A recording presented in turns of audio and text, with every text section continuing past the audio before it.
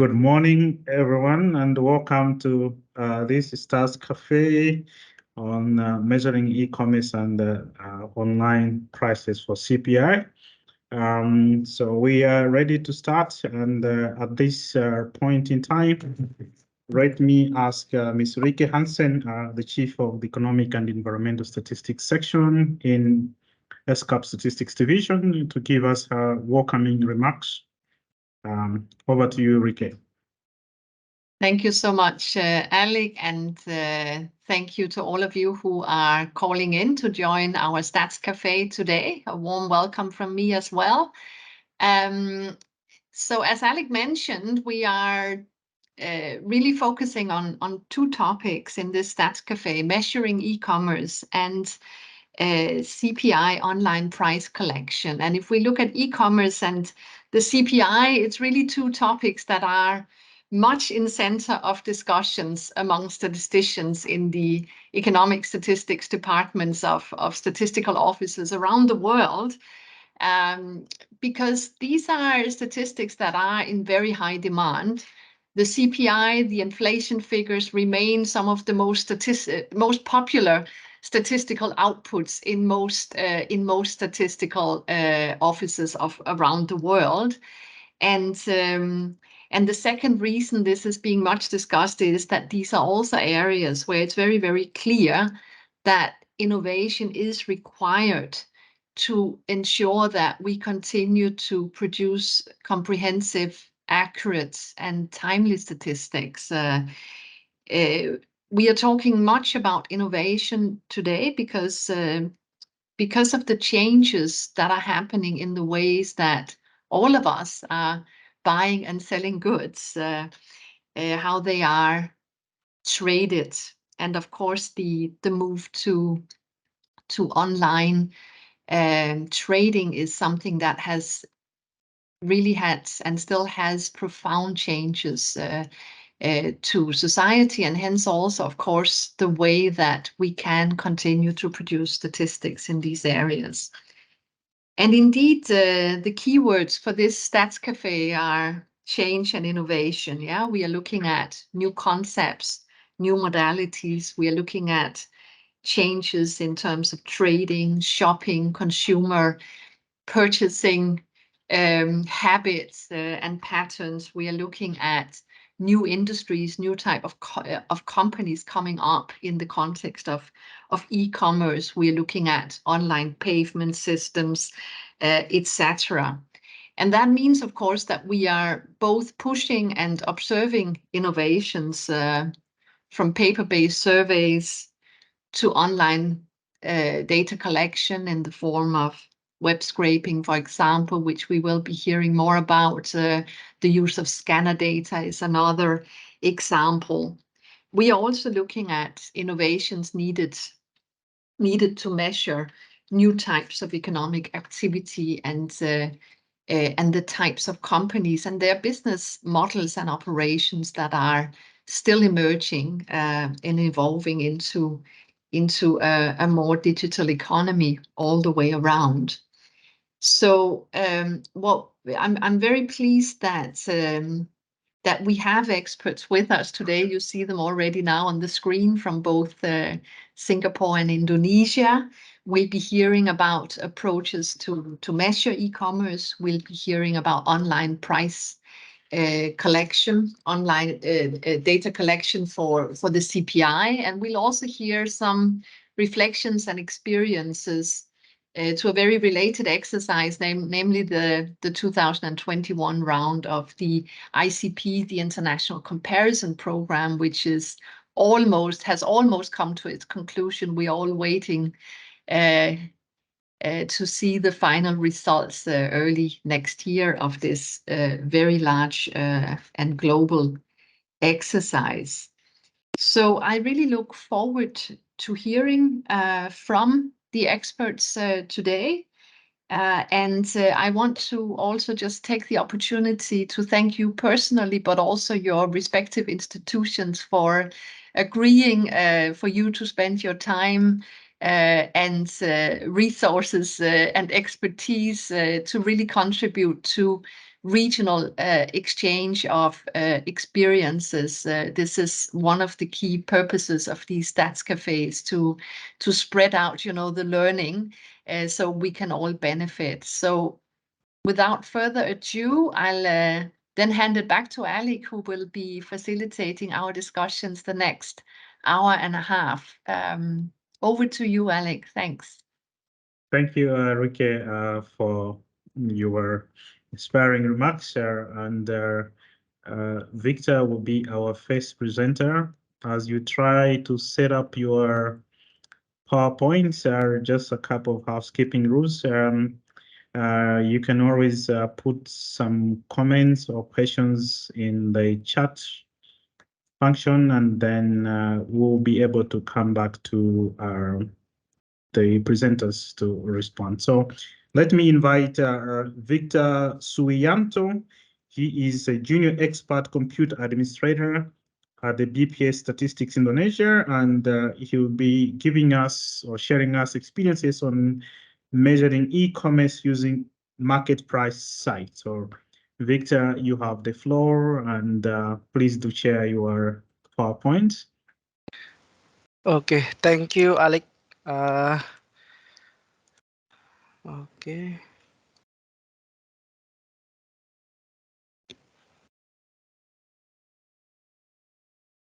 And Victor, you will have Yeah. 20 minutes for your presentation. Thank you.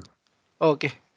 Hello, everyone. My name is Victor Suyanto. I'm from BPS Statistics Indonesia. I will present my research titled Snapshot Crawling to Produce and Disseminate Time Series Data of E-commerce, a case study in marketplace site in Indonesia. E-commerce activity is one of emerging issue in the world, especially in Indonesia, and the president provide presidential law number 74 of electronic national trading system. The government targets e-commerce business in Indonesia reach 130 billion US dollar by 2020. In Sustainable Development Goals, e-commerce has important role in Goal 5B, 5.B to promote and the empowerment of women, of entrepreneurs and traders, and also in 8.3 to support productive activities, decent job creation, entrepreneurship, creativity, and innovation through access to ICT-enabled financial services. And also in 9.3 to increase access of such enterprises in developing countries to financial services and markets into value change. And lastly, in 17.11 to increase the exports of developing countries and double the share of global export of the last developed countries or LDCs by 2020. Until now, until 2018, BPS Statistics Indonesia as the NSO doesn't have e-commerce data. And in the middle of 2018, BPS Statistics Indonesia started to collect data from e-commerce business. It's called E-commerce Data Collection Survey 2018. It still conducted conventional method using questionnaire, and conventional method of survey require high costs, longer time, and needs more resources. It's also has some difficulties about some business tend to be reluctant to give the data, and sometimes the response rate of the survey is low. So this research propose a new method for producing time series data of e-commerce using big data from several commercial sites in Indonesia. The methodology of this research will be present in 3 steps. Steps 1 is define coverage and preparation of data extraction. Indonesia E-commerce Association have modeled e-commerce Indonesia into 3 business model. First is classified business model. 2 marketplace business model and 3 retail business model. And the coverage of the collection data in this study is only by marketplace business model, because this business model was not only helps to promote merchandise by sellers, but also facilitate online transaction for online merchants. There is online payment method in this website. And we choose Belanja.com and Bukalapak are chosen as the e-commerce company for data crawling subjects.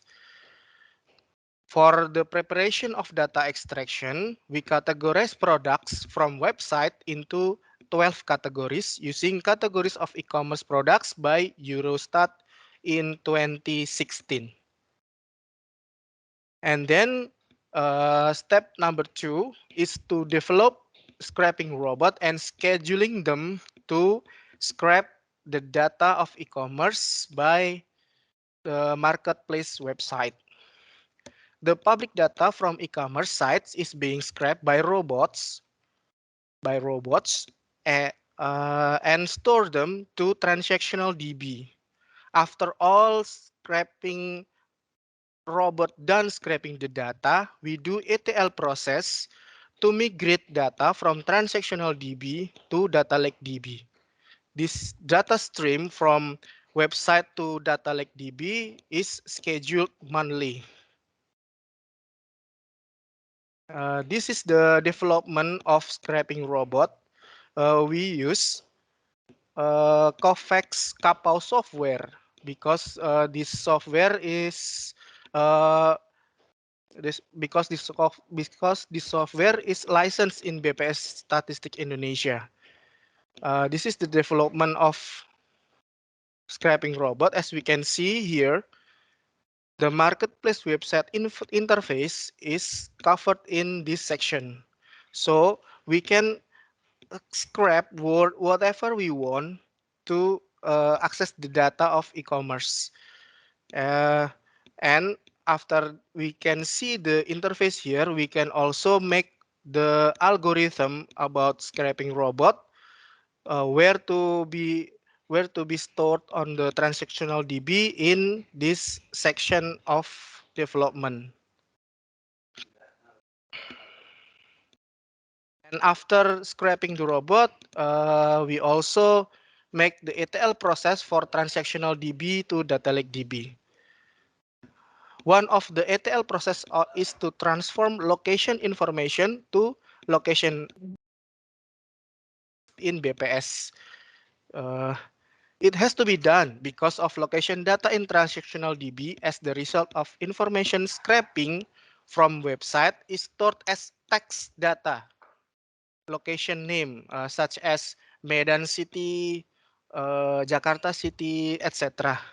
So it's hard to analyze. So we need to transform that text data location name to some ID, province ID and city ID, to make the data can be analyzed. The last step is to disseminate the data. For dissemination, we create a web application that has 3 features. First, dashboard to visualize the data for end data users. 2, dynamic table to generate data indicator we provide as user needed. And 3, manage request access to microdata to manage requests from user that want to use data lake microdata.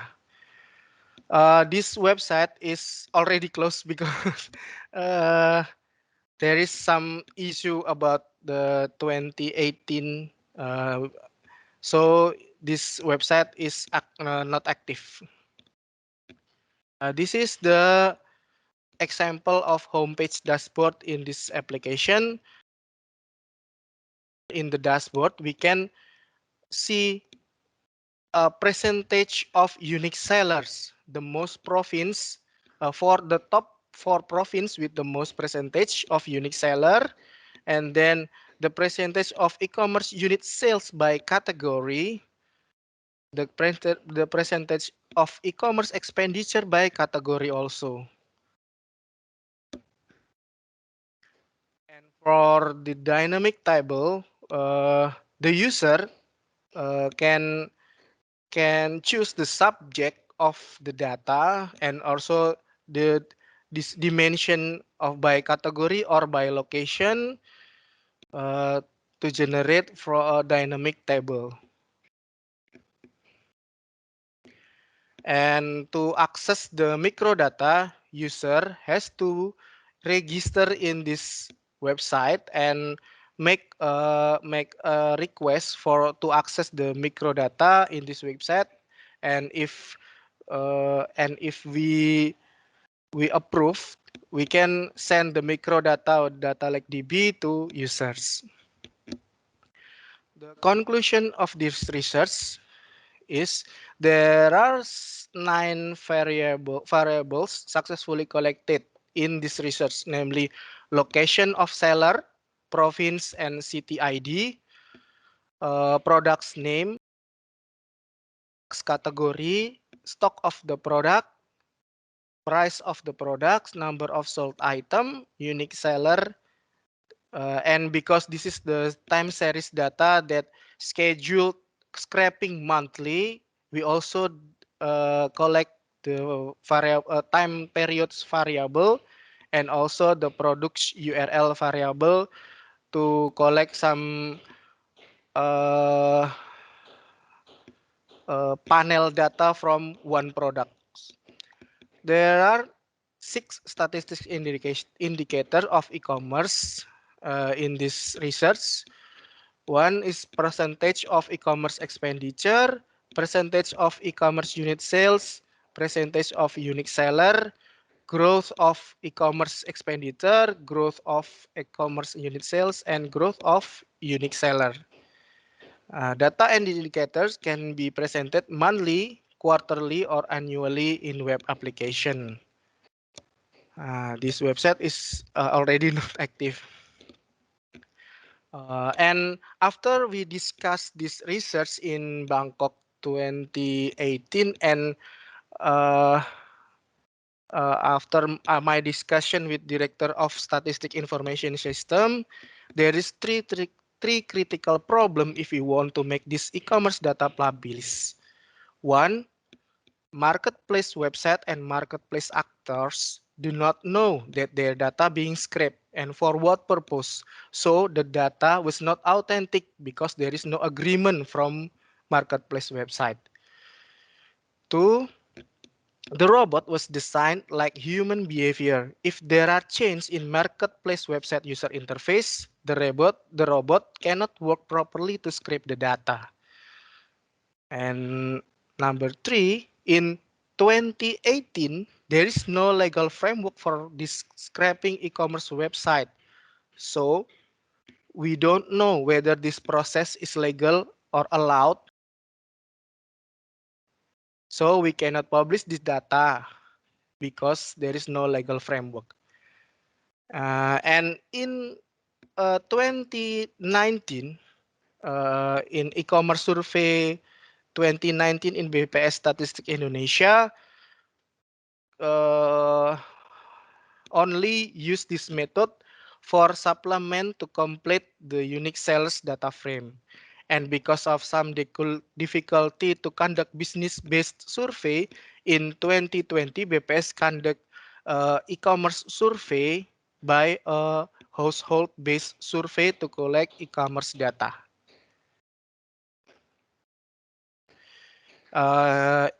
The e-commerce data now, because of there is no legal framework, but in the 2019, the Indonesian government provide government law or peraturan pemerintah or PP number 1880 about e-commerce transaction or PMSI, perdagangan melalui sistem elektronik or trade using electric system in bahasa.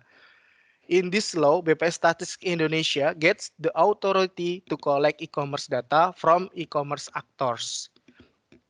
But in this law, there is no guideline about how to collect e-commerce data from e-commerce actors. So we make an analogy. If legal framework is as a house, this law was only the roof part of legal framework to protect the house. So BPS Statistik Indonesia also developed legal framework about how to submit and manage e-commerce data. And in the mid of this year, BPS Statistics Indonesia provide institution law number 4 that can be a guideline for e-commerce actors to submit their data. Okay, thank you. This is all of my presentation. I send back the monitor to Alik again. Thank you, Victor, for your presentation, and looks quite interesting. And we can see a lot of things and how the technology is evolving, the research things that are happening up there in Indonesia. I think before we go to the next presenter, there is a question from Frances. She says, do you have any issues with product names on the website changing over time? And if so, how do you deal with that issue? Oh, okay. This scraping robot has some key. There is a product's URL. If product's name changed, but if product's URL not changed, it means that it's one product. So the key is important. The key of the product is important. So I made the key of the product is product's URL. So it links to one single products. In this research, there is my answer.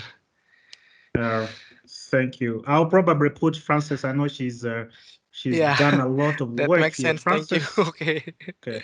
Frances, do you want to share any insights? I know you've done a lot of work on web You're scrapping welcome, related. Francis. Francis? Oh, thank you. Yeah, just really that the changes at the data provider end are often the things that trip us up. So we may have the methodology for producing, say, price indexes, but it's those fish hooks in the data which we often don't get told about. So we need to find them for ourselves. So we do lean quite a bit on having various diagnostics that will track when things change. But yeah, that makes a lot of sense to rely on the URL for the web scraping. Thank you. URL's the key. Okay. Thanks very much. And I think if there are any other questions, I think we'll come back to them later on when we go into the Q&A session. So at this point in time, let me invite Ms. Ruth Lee. She's a Senior Manager, Consumer Price Indices, Department of Statistics, Singapore. She will give a presentation on online price collection for consumer price indices and experiences on the 2021 International Comparison Program as implemented in Singapore. So Ruth, you have the floor and you have 25 minutes. Over to you.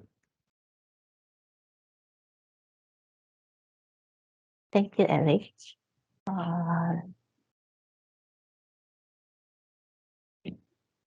I think you can put it in presentation mode. Okay, perfect. And you are still muted. Maybe you can unmute yourself. Oh, I'm muted. Okay, we can. Thank you. Okay, can you hear me? Yes, we can. And go ahead, please. Okay. Thank you. Okay, good afternoon. My name is Ruth and I am from the Singapore Department of Statistics, or DOS for short. And today we are happy to share with you all on for the CPI, as well as our experiences on the 2021 International Comparison Program. So to give you an overview of the data collection approach in Singapore's Consumer Price Index, in the CPI, goods and services included for pricing are carefully selected to ensure that they are representative of those commonly purchased by the majority of the households. And the prices for some 6,800 goods and services are gathered from 4,200 outlets through a combination of data collection modes for our compilation of the CPI. So this includes administrative data, electronic prices, online prices, email postal inquiries, as well as personal visits using the handheld devices. Apart from the traditional data collection modes, the use of alternative data sources in the CPI, such as administrative data, electronic prices, as well as online prices, have brought in main benefits such as increase in data points collected, improved data accuracy, reduce human errors and manpower costs, as well as provide more information in addition to price data. In the next section, we'll be focusing on the use of online prices via web scraping. So since 2015, web scraping has been implemented to minimize respondent survey burden and reduce data collection efforts via fieldwork through automation. As open source tools were not prevalent then, and in-house expertise on web scraping technology was limited, IT programmers were engaged to develop customized web crawlers to automate the extraction of online prices. Nonetheless, these customized web crawlers were discontinued due to the frequent changes in website layouts as well as the high maintenance costs to redevelop these web crawlers. Subsequently, we turned to commercial point-and-click web scrapers, including Import.io and PassHub, to extract prices from websites retailing furniture and electronic appliances, as well as medicine and health products. These point-and-click scrapers we found are suitable for websites with simple and consistent layouts among web pages. Next, let me share with you one use case where we make use of a point-and-click web scraper to obtain information from a mobile phone listing website.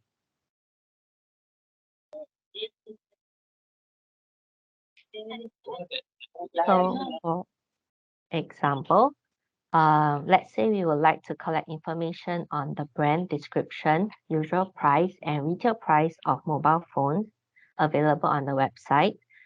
To train the scraper, we can go into the web preview page, and then we can point and click on the related fields on the website. This will then train the scraper to auto-detect the similar fields on the rest of the page and extract the information accordingly. So once the scraper has completed the extraction of all the required fields on the page, it will output the data collected in an Excel file as shown in the screenshot over here.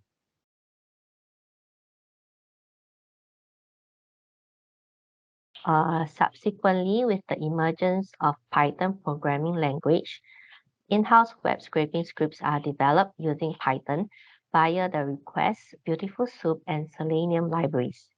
So these libraries facilitate the web scraping process by passing through the HTML rendered from most of the websites.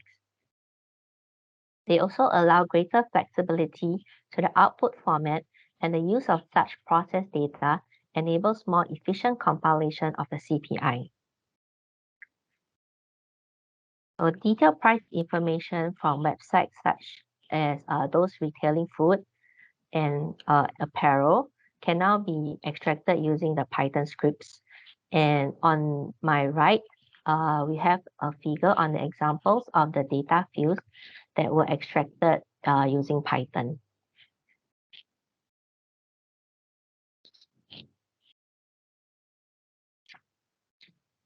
Then when more advanced Python libraries were made available, such as PyAuto, GUI, and PyTesseract, we make use of them for the extraction of price information from more complex websites, such as those on air travel and accommodation that often adopt dynamic rendering. The Pi Auto GUI library is designed primarily to simulate human interaction, such as clicking of the mouse and typing of the keyboard. It can recognize and click on buttons according to pre-saved images or text displayed on the web pages, as well as take screenshots. So this was particularly useful in our application as Pi Auto GUI was able to automate the repetitive task of searching for the specific room type, breakfast inclusion, cancellation policy, as well as clicking on the reserve button. Then on the other hand, the PyTesseract library works by converting specific portion of the screenshot, such as the image of the final price, into text. Let me go into more detail on our program flow to extract hotel room rates from the accommodation booking platforms online. So before running the program, to help Pi Auto GUI to recognize the room types, breakfast type, and cancellation policy, we will first store the images of them in a folder. And then at the start of the program, the Python script will read in an input file where each row contains the following columns, such as the web link to the hotel, the room type, the breakfast type, as well as the cancellation policy. Then based on the input file, PY Auto GUI will key in the web link into the internet browser and begin to search according to the following program flow. If it is unable to find any of the images in the steps listed here, it will stop after 20 loops and move on to the next row of the input file. Let me zoom in. Okay, so for example, what the program does is it will look for the one bedroom superior, and after it has located that, it will go on to find the free cancellation image, which is located within a specific range from the one bedroom superior. And once it has located the free cancellation successfully, it will check if there is the include breakfast image below the free cancellation. And if all these three images are found, it will proceed to locate the reserve button and click on it. So for each successful iteration, PY Auto GUI will take a screenshot of the final payment page, and then the PyTesseract library will convert the final price in the screenshot into text and exports the output to an Excel file as seen in column H here. So with the web scraping being implemented in the Singapore CPI, DOS also adopts the following principles to ensure that web scraping is carried out consistently, ethically, and transparently. We will minimize burden on the website owners, identifying DOS to the website owners as an explicit declaration of intent to carry out web scraping, and web scraping data are used only for statistical purposes only. For the second part of my presentation, I will be sharing our experiences in implementing the 2021 International Comparison Program. So along with 20 other economies under the Asia and the Pacific region, Singapore participated in the 2021 ICP with the ADB as the regional implementing agency. And we had the overall responsibility as the national implementing agency for collecting, validating, and coordinating with various agencies to submit the required data for the 2021 ICP. The ICP Household Price Survey covered the whole economy of Singapore, which is a city-state.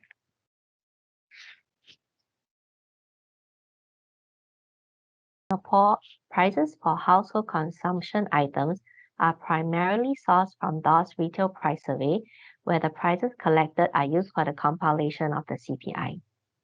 And for the 2021 ICP Price Survey, the prices of close to half of the household consumption items were available from the Retail Price Survey.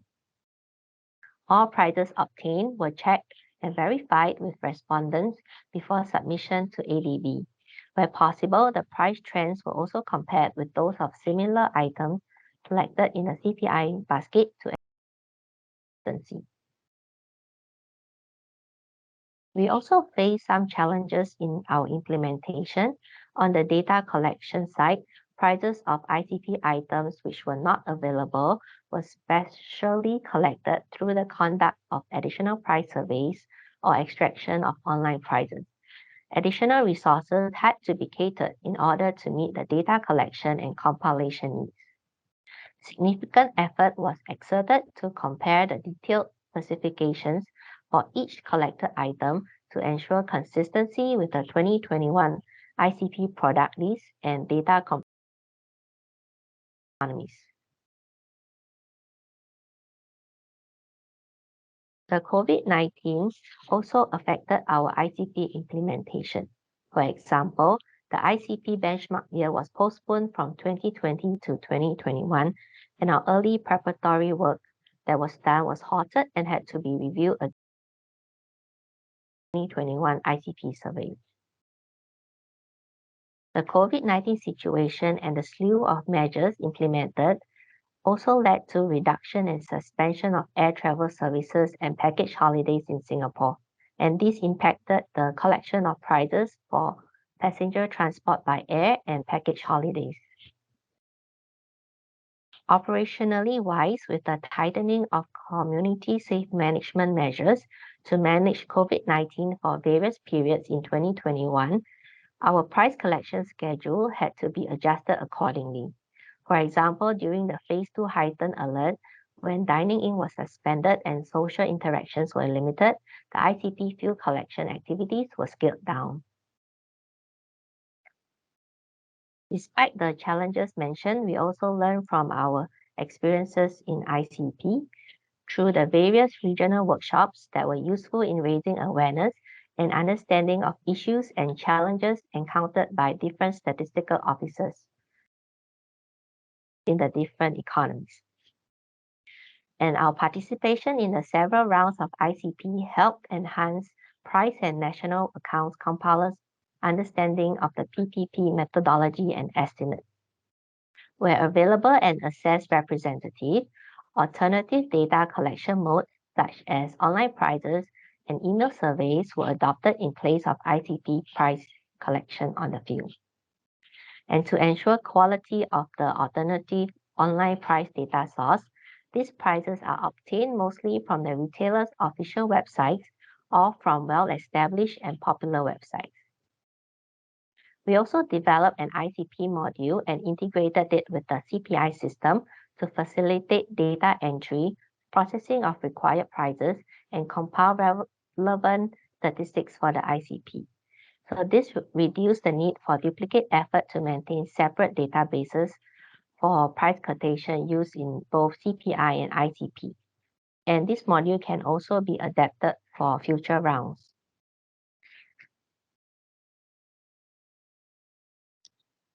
Looking ahead, we plan to explore more potential use cases for alternative data sources while reducing field collection and surveys where feasible and appropriate. We are also preparing for the 2024 ICP round, and our team is in the midst of reviewing the proposed household product consumption list. And where possible, some of these items will be considered for inclusion in the upcoming CPI rebasing, which will help to improve the overlap between the two. With that, I have reached the end of my sharing today. I hope you have found it informative and useful. For more information on the content that I covered today, I highly encourage you to visit our website at www.cinstat.gov.sg and check out our information paper, our Statistic Singapore newsletter articles, as well as our video. Thank you. Thank you so much, Ruth, for sharing the experiences in Singapore. Quite interesting presentation. I really liked especially the fact that where you speak about integrating the ICP and CPI module I think it is a very good practice that I think other countries can actually learn, because it really keeps everything alive, even though the basket for the ICP might change, but I think it really gives you a safer valve for future planning. To the next presenter, there are just two questions in the chat. Ruth, if can you check them out, or I can read them? There is a question from Vanuatu by Vania. She's asking, what is web scraping about? Or is it a software installed in all supermarkets and is used to download prices? Can you read that? Yes. So Vanya is asking, what is web scraping? Is it a software that is installed in all supermarkets and is used to download all prices? So web scraping is it's a way of actually extracting prices from online websites. So there's a different methods that you can do that. So one is through customized crawlers, which Indonesia has shared on. And another is the point and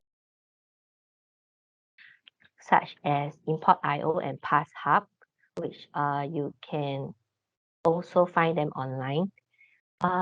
Then the third, which is more customized and requires some programming knowledge, would be using the Python open to programming language to develop and create customized codes that will actually run, and then they would be able to access the website and then collect the information that you need, which this is an automation as compared to the traditional mode of maybe you go on to the website to collect prices manually. Yeah, so the automation by Python will help to reduce manual efforts in this aspect.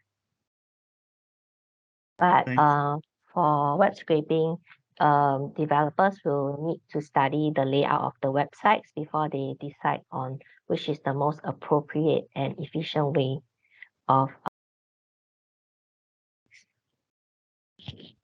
Thank you, Rose. Moving on to Winnie. Does it mean that DOS will speak to each individual website owners and inform them about the intent to web scrape? After their approval, then web scrape? Yes, you are correct. So we will actually write into each individual companies and inform them of our intent. And if they are agreeable, then we will proceed with web scraping. And there is another question from Christoph. You mentioned websites that were difficult to scrap because of their dynamic structure. Could you tell us which type of websites are problematic? Does that mean that food prices, assuming that big food retailers are those with dynamic websites, are difficult to web scrap? So dynamic websites are websites that will require user inputs. For example, the hotel booking website, where you need to input the date of a stay before you can extract, before you are brought to the page where you are shown the price for the hotel room. Because hotel rooms have different rates for different days. For example, weekend rates will be much more expensive than the weekday rates. So when we are web scraping, we also follow the item specifications, such as, so we will specify if the rate is to be a weekend rate, and the room type, as well as the breakfast type and the cancellation policy, which are price determinants. Yeah. So because these websites are dynamic, require some user inputs first. So they are more complex to scrape. And we overcome this using the PyAuto GUI and the PyTesseract libraries in Python. Thank you. And the last part was, does that mean that food prices are difficult web scrap? Prices, that would depend on the layout of the website. So if the layout is simple and consistent, then it will be much easier for web scraping to happen. Okay. Maybe before, just another quick one. Just out of curiosity, in terms of price composition, what percentage would you attach to online prices to traditional survey collection from outlets? About 1/3 of our price quotations in terms of weights are obtained from alternative data sources. Then the remaining 2/3 are collected via other modes like email, manual online collection, personal visits, and postal. Okay. Thank you very much. And just a reminder that the recording and the slides of this Stats Café will be available on the ESCAP website going forward. So just responding to a query from Francisca. So thank you so much, Ruth, for sharing your experiences. Quite interesting presentation and very practical. So now we'll go to the next presenter. Ms. Chindi Satyas-Prawit. He's a statistician at the Directorate of Price Statistics, BPA Statistics Indonesia, and Ms. Irian Asiani, statistician at Integration Statistical Processing and Dissemination, BPA Statistics Indonesia. Ms. Chindi will make the presentation on behalf of, well, on behalf of your colleague. Yeah, so she'll be sharing us experiences on online price collection for consumer price indices, similar to the presentation we've just had, but from a different country perspective. So Chindi, you have the floor, please. Okay, thank you, Alec. Let me share. Can you see the slide? No, we cannot. No.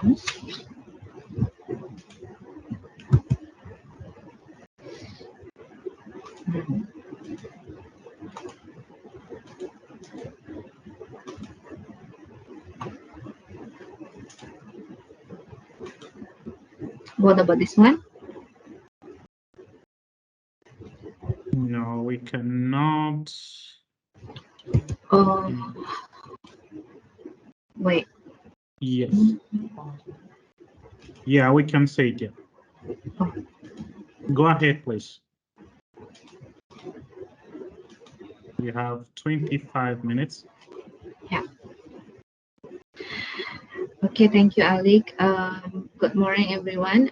It is a great honor and pleasure to be here today. I am Cindy Satyas Pratiwi, and I am here with Iren Kamarati Arsiani. As you can see, we would like to share our small studies that conducted on 2018 about the online price data for CPI measurement in Indonesia.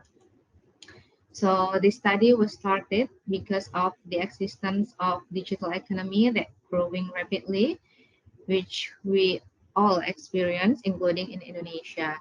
And with this transformation, starting to shift to buy things online. As the online buyers start to grow, the market price will have the potential to shift. Therefore, we utilize big data in CPI inflation measurement and see the feasibility to apply it on constructing the CPI. Here is the current situation back then in 2018 when the study is conducted. So the standard CPI covers 82 cities with 7 major groups. from foodstuff to transportation. And for this study, we only select Jakarta out of 82 cities back then, because Jakarta is the most developed city in Indonesia, and we covered two commodities only, clothing and health. The selection of commodities based on ICT indicators by Ministry of Communication and Information Technology. So they conduct research on the household and individual to capture the product or service. And the most purchased online is on the fashion and cosmetic and drug classification. And after that, we select the retailers. Here in the website or the online businesses, not all the online businesses can be the source of this research, because we have to make sure that the data, the price data, represent the retailer's transaction rather than the wholesaler's transaction.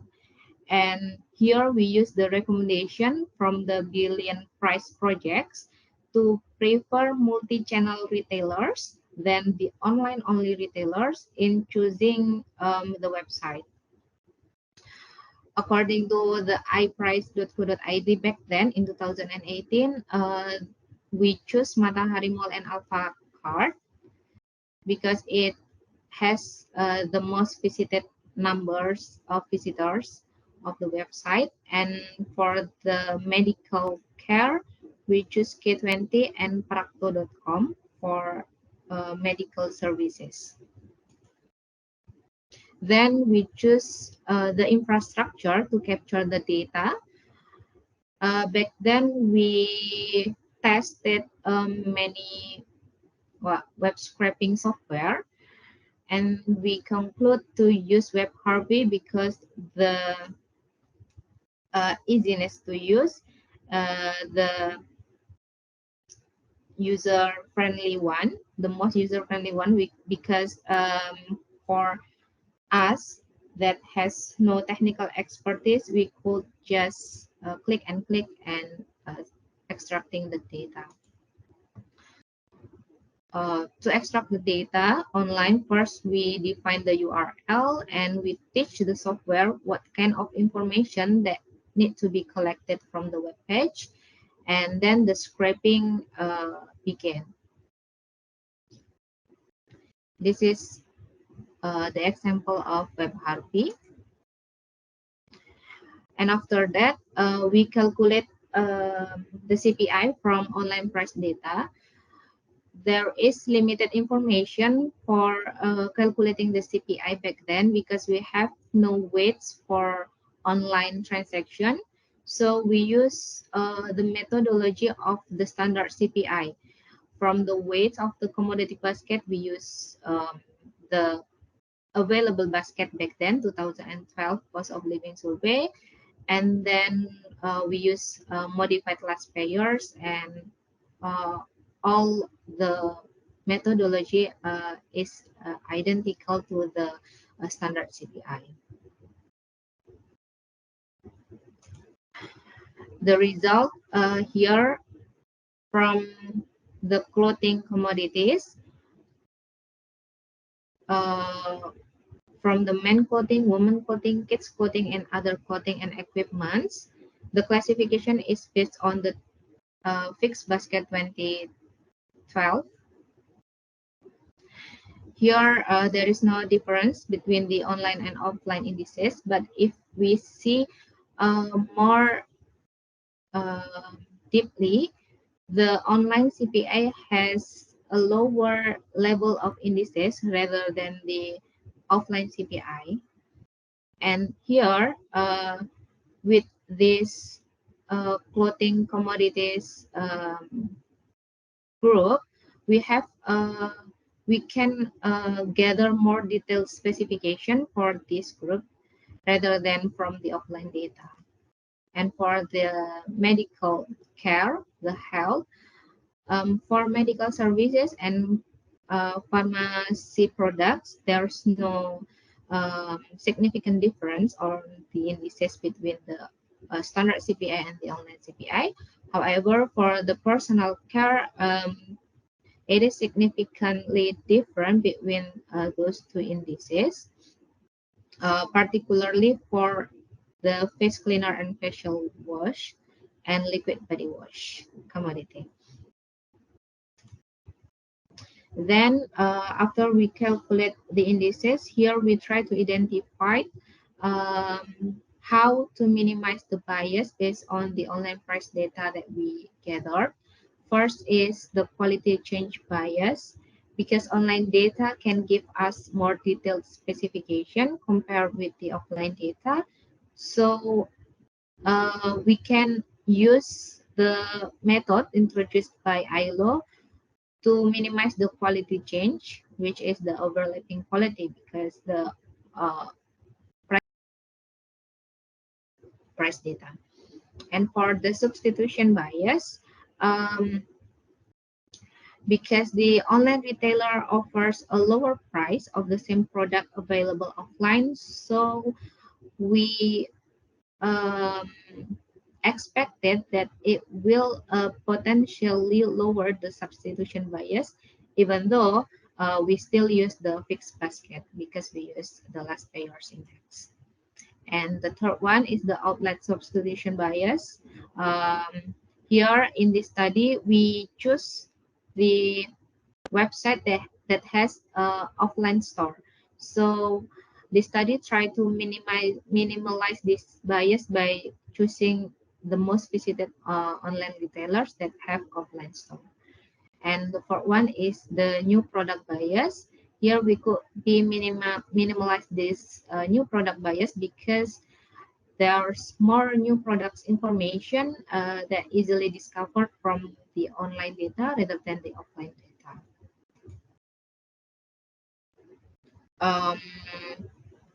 What can we learn from the online price quote data here is, first, we have more efficiency on the research, both on the budget and time efficiency, and then we could minimize the quality change, and we have more complete data because all the data set is there in the online platform, and we could minimize the product bias because we have all the information of data.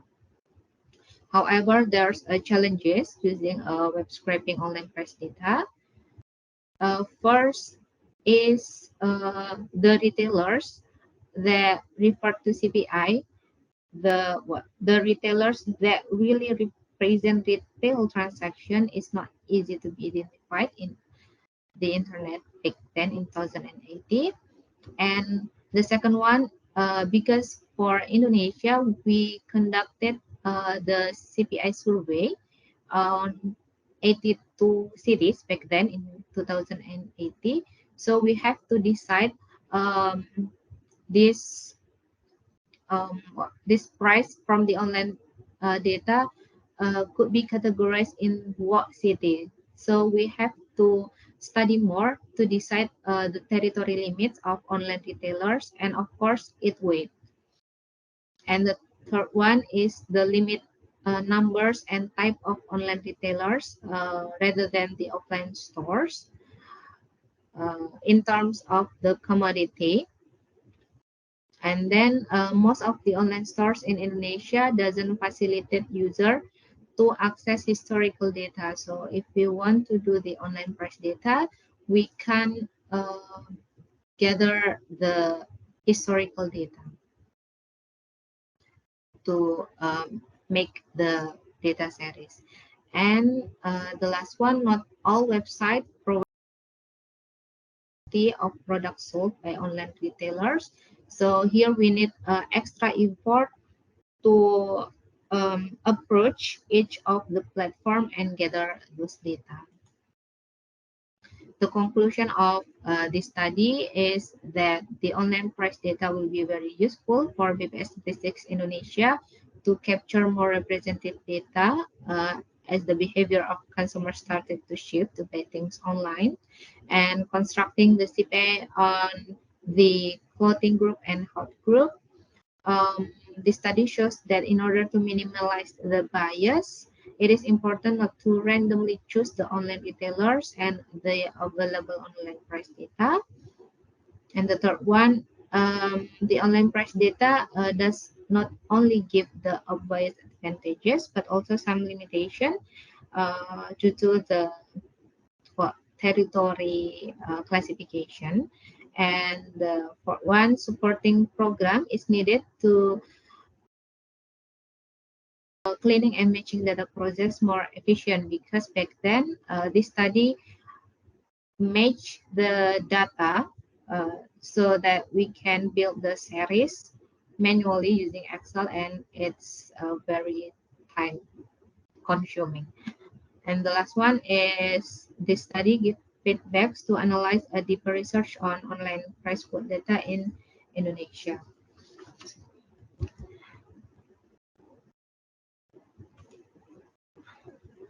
I think that's all. Thank you very much, Cindy, for sharing the results of the experiment, and it's a combination of technology and traditional CPI theory and the challenges that you deal with it. There is a question from Francis. She's saying, do you plan to use online data more widely than clothing and health? Yeah, so actually the current condition in Indonesia, first, the study is conducted in 2018, and the current condition in Indonesia is that we have identified first from household budget survey in 2022. So we identified the online transaction that happened in Indonesia, and from that survey we have information on what kind of commodities that mostly buy online. And for the coverage itself, right now we still cover the clothing and health, particularly on the personal care platform only, because of the information on the expenditure survey itself. So it will be depend on the structure of the behavior in each country, I think. And in Indonesia, I think clothing is still the most commodities that I bought online. Okay, thank you. Of course, there's a comment from Francis who is taking notes of how close those indices appear online and the ones that you correct from the shops. And then we have another question from Christoph regarding the quality assessment of the data collected. He is asking whether there is something that looks like a data quality framework for web scraping. I'm sorry, can you repeat? Okay, I have a question on the quality assessment of data collected. Is there something that looks like a data quality framework for web scraping? Is there something that looks like a data quality from web scraping? Or maybe put it differently, is there any quality framework, data quality framework for web scraping that you actually use? Oh, maybe Miss Erin could answer this question, I think, about the data quality from work for web scraping. Please. Because she's in Yeah, thank you for the time. I think there is the data quality framework, but for our research, we still do it manually by looking by one the data with Excel, and we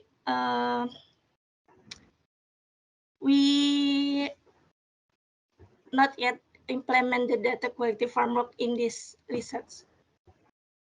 Thanks. Maybe Ruth from Singapore, you might also want to give your insights regarding data quality assurance framework for web scraping in Singapore. If there are any insights, please.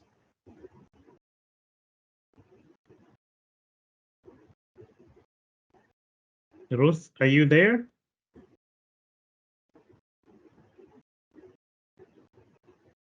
It seems. For Singapore, we select the retailers who are large in presence and then and offline.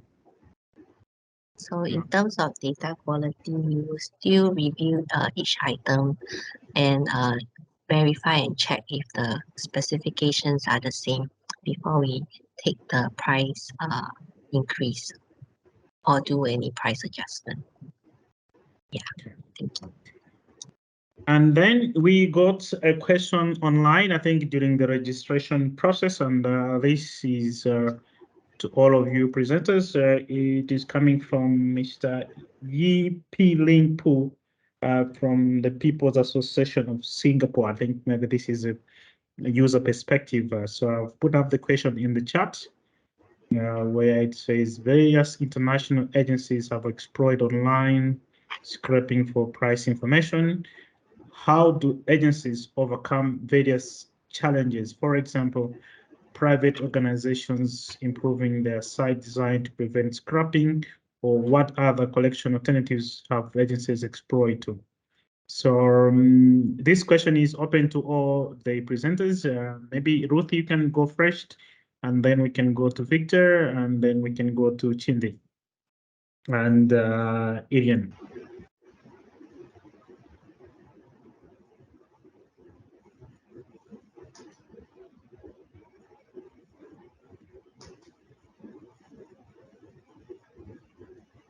So, I mean, it's the challenge is like, yes, we go ahead. explore other alternative data sources such as scanner data as well as administrative data in our price collection. Yeah. But if let's say web scraping, the organization e-commerce, and then we would have to actually review our scripts again and do adjustments to our script so that it can continue scraping automatically. Thank you. Okay, thank you. Victor, do you want to chip in and also maybe respond to this? And the CPI. Or Irian or Chindi? Who's ready to start first?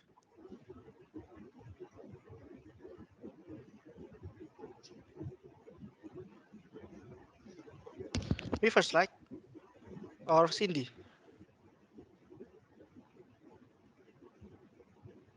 Victor, you can go ahead. Oh, okay.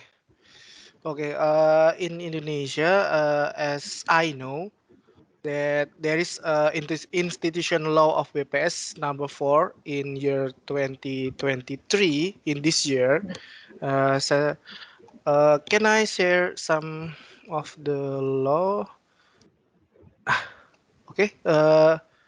As you see here, the data of e-commerce data, PPMSE is e-commerce actors.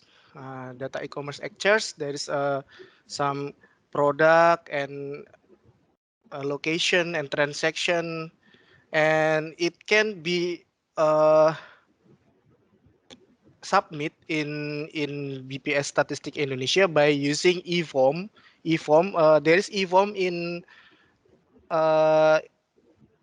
Indah Indonesia Data Hub that is developed by BPS Statistik Indonesia.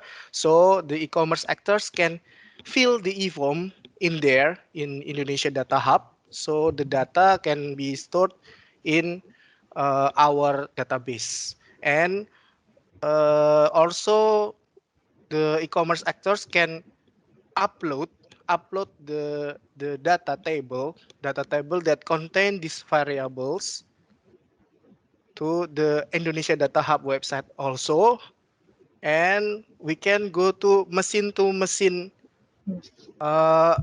transfer data. You might wish to Such as translate. API. You might wish to translate that Yeah. for the sake of the wider audience here.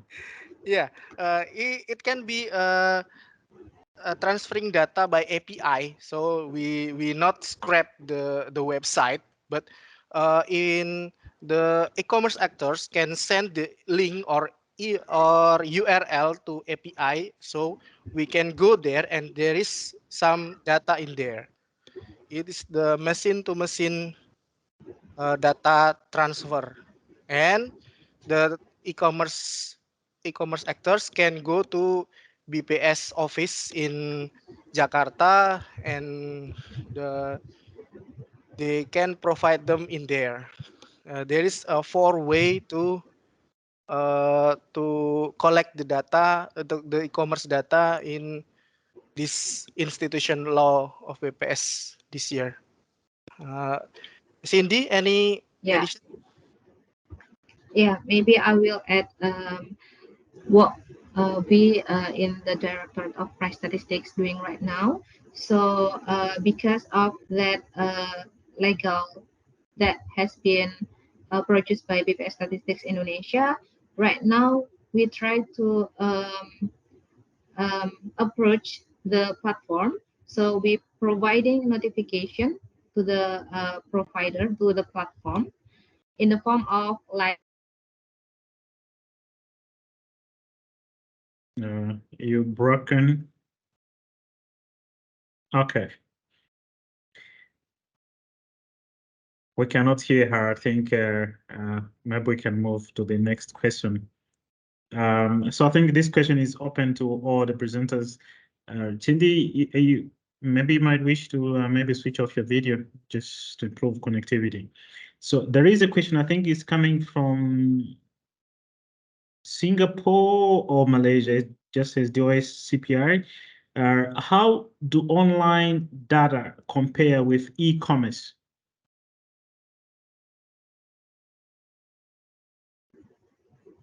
So this is Cindy, can you hear us? yeah, hello, yeah. Sorry, Yeah, I got disconnected. Okay, maybe you can continue before we flagged in another question. Maybe we let you finish. Okay, I'm sorry. So right now, the BPS Yes, Statistics Indonesia approach the platform, and we try a document letter, the official letter of for statistical purposes to web scrape their data, because some of the platform has their own Statistics in these areas. and condition that cannot allow us to use the data for other purposes. So we try to send them the official letter to so that they can allow us our IP address will not be blocked by them, because we have been blocked by some of the platforms because Thank you. Data. So we will send the official letter to them. Yeah. Okay, so thanks, Chindi. And there was a question which is open to all our four presenters, which maybe Chindi may just have missed, but this is to say, how do online data compare with e-commerce? I think all the presenters can chip in, and Irian, would you want to go first?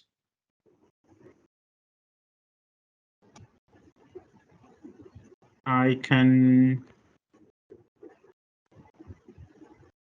repost it because maybe it's up there.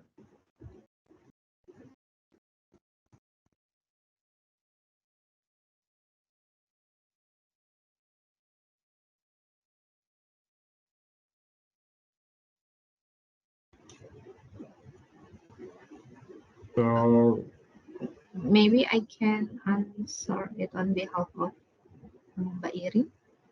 Sure, go ahead, please. Yeah. So actually, for the online price and the e-commerce itself, we try to conclude the e-commerce. So the data that will we scrap will include the e-commerce itself.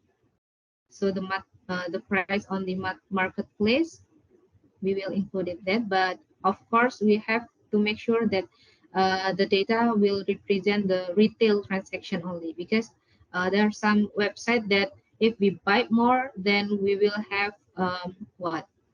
wholesaler price. That kind of price won't be included in the quoted data. Yeah. Thank you. And there is another question, I think, for the team in Indonesia. Does this mean that in the future we'll see, at least in Indonesia, more data collection using APIs or M2Ms and less through web scraping? How do you see the future of data collection in that regard? Just your thoughts on how you see things going forward. Yeah. According to the household budget survey that we've conducted in 2020, the traditional one has most, so the people still has most preferred to buy offline rather than online, etc. And that in the next 5 years, we still doing it manually, and we combine it with the online price data, because the share of the online price data is not as big as what, yeah, it's okay. Yeah. And there is another question. I think maybe Victor should pick this one because it's relating to our e-commerce. On the topic of e-commerce, is ordering on site at food and beverages outlets via tablets or QR code considered an e-commerce activity? So there's a classification issue coming up here. To online data. Sorry again, Alik. Okay, is on the topic of e-commerce, is ordering on site at food and beverage outlets via tablets or QR codes considered an e-commerce activity? Yeah. In Indonesia, that's include in e-commerce activity, because in Indonesia, trade using electronic system is also must be submitted in BPS statistics according to that institution law, because it's also trade using electronic system or PMSE. Any other questions? If people or can just put up their hands.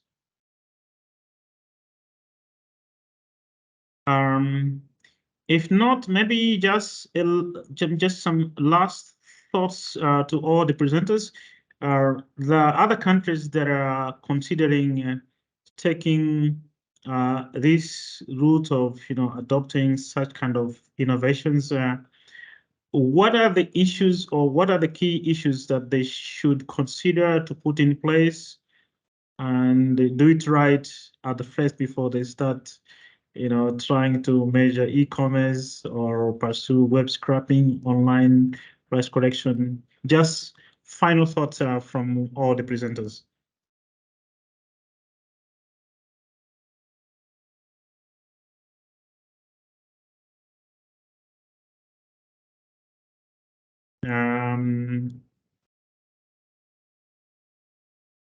Who wants to start? Irian or Ruth, Chindi? Just your final thoughts for countries that might be interested in doing similar work. What should they do it right at this? At this setup stage. What advice, what thoughts, what reflections do you have for them? Maybe I. So well, I'm like, for CPI construction, I think it will be best if we identified first the is online transaction is really significant in your country.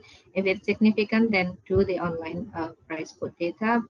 So yeah, identification first is really important, because the next step is we have to calculate the weights and how infrastructure will be um, constructed. So the first thing to do is to know the how significant is the online price data for the economics.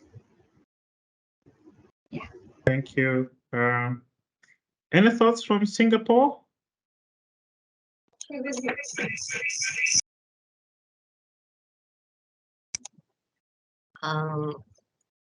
So the COVID thoughts, we are keeping pace with evolving technologies by benchmarking against best practices in the private sector and its international counterparts.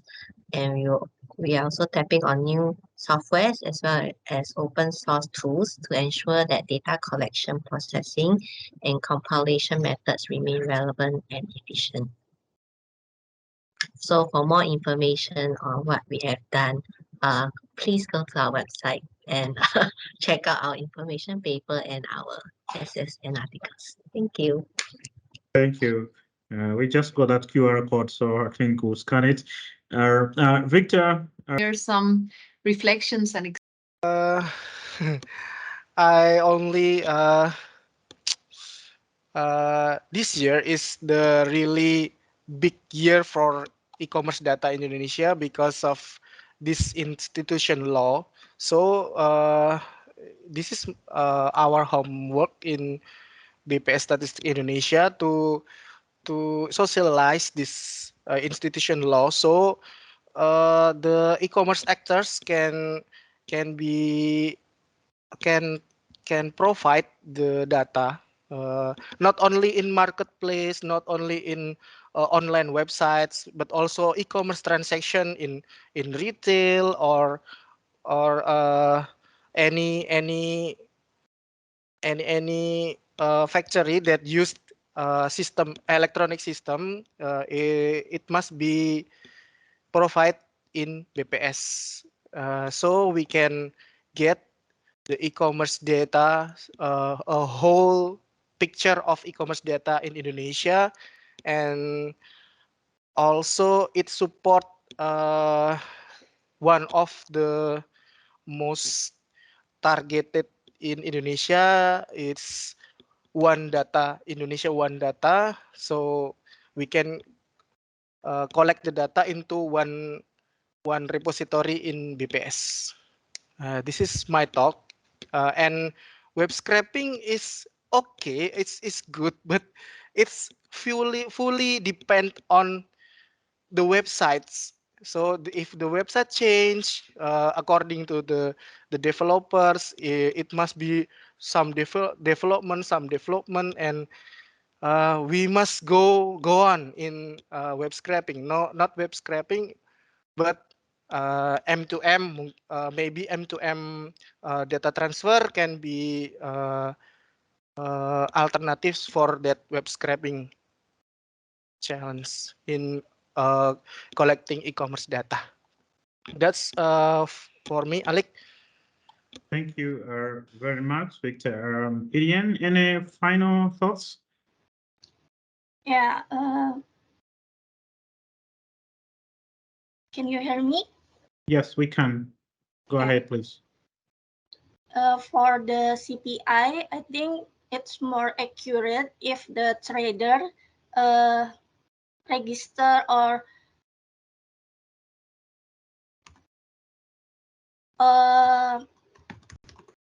report their data to BPS compared to we do the web scraping. So the price we get agreeing for you to rate because it's from the trader directly. Yeah, thank you. Thank you very much. And I think I do not see any questions and comments, and we just close to the scheduled end of our Stats Café. But before we do close, please, we've shared a QR code there, just to get your feedback or a questionnaire, and just respond to the questions we put. We just need to get your feedback so that we can do these task cafes much better in future. So spare a few minutes. And lastly, I think in closing, first of all, let me thank all our 4 presenters for agreeing to share with us. It's been a very fruitful discussion, and it's a lot to learn, and there's a lot of things that are happening. And I think you've shared us with a lot of very practical situations of on this topic within your respective countries. And we also would like to acknowledge the management of your offices who have also allowed you to share this experience. And just a reminder, the Stats Cafe series is an ongoing series where ESCAP is really providing that regional forum to showcase a lot of knowledge and experience across the region. And we'll keep doing these Stats Cafes. And I would like to thank everyone for showing up, and we'll continue getting in touch with you on a very diverse set of topics. And thank you so much, and have a great day. So thank you so much, and we now come to the end of our Stats Cafe today. And please do fill that questionnaire. We really appreciate your feedback. Thank you so much, everyone. Until the next Stats Cafe, good morning, good afternoon. Thank you.